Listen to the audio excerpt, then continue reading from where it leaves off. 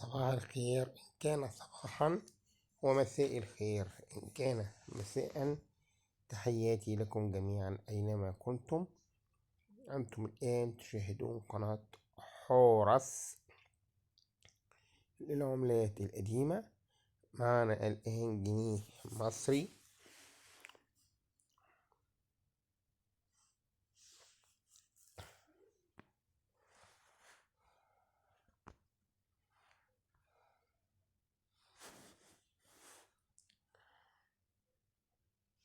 ناشونال بانك اوف ايجيبت، البنك الأهلي المصري. وطبعا الوقت ده كان البنك الأهلي المصري هو اللي بيطبع فيه الفلوس.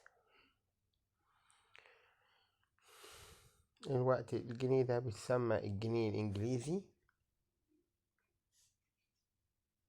عشان كان مطبوع في إنجلترا.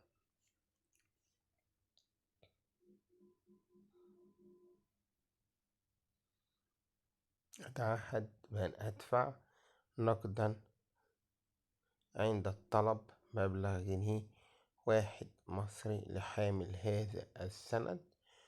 أصدر بمقتضى المرسوم العالي المؤرخ في 25 يونيو 1898، مكتوب عليه 1 Egyptian باوند، والرقم هو ده عن البنك الأهلي. ده توقيع نيكسون. إصدار زي ما احنا شايفين 1943.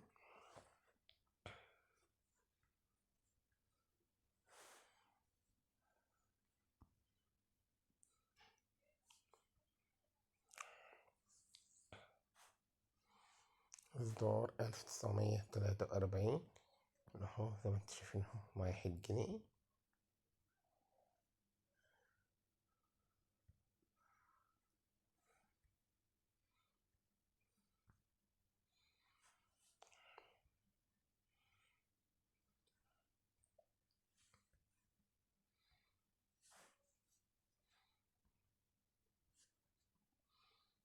العملة ديت سعرها 250 جنيه.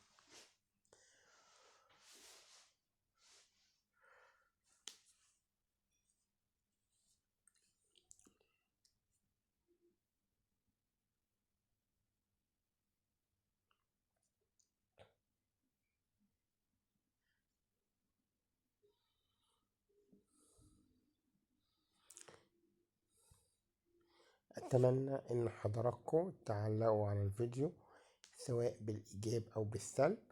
لو الفيديو لم يعجب حضرتك أو لم يعجب حضرتك، يا ريت تكتبولي في صندوق التعليقات سبب عدم الإعجاب بيه إيه وإيه ملاحظاتكم. وكمان لو عندك عملة حضرتك عايز تعرف أي معلومة عنها، يا ريت تقول لنا في صندوق التعليقات وإحنا هنجيبها لك ونعرضها لو موجودة عندنا، أو نعرضها لو موجودة عند أحد من الأصدقاء.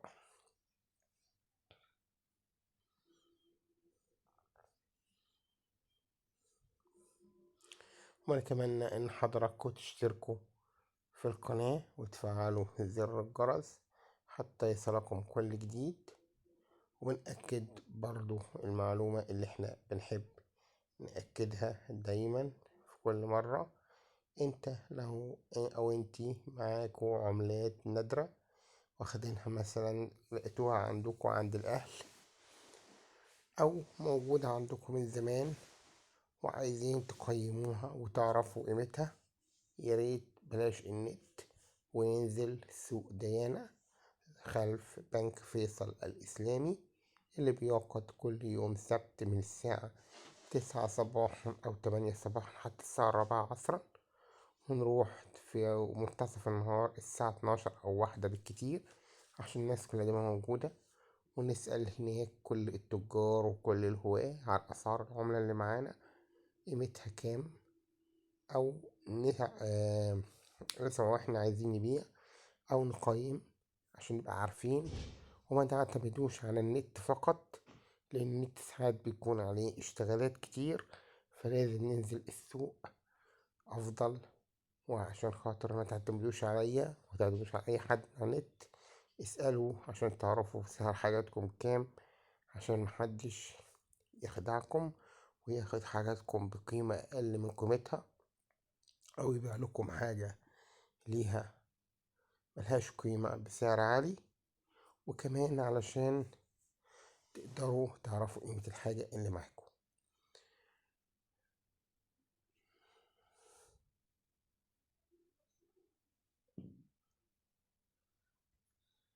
زي ما قلنا دي سعرها حوالي 250 جنيه، طبعا حسب الحالة بتاعتها.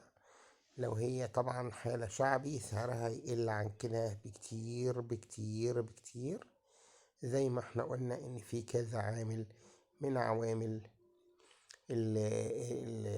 العملات اللي بتحدد سعرها. احنا قلنا ان سعرها حسب الحالة وحسب النظرة. اتمنى ان حضراتكم تشتركوا في القناة وتفعلوا زر الجرس حتى يصلكم كل جديد، وإلى اللقاء في حلقة قادمة بإذن الله.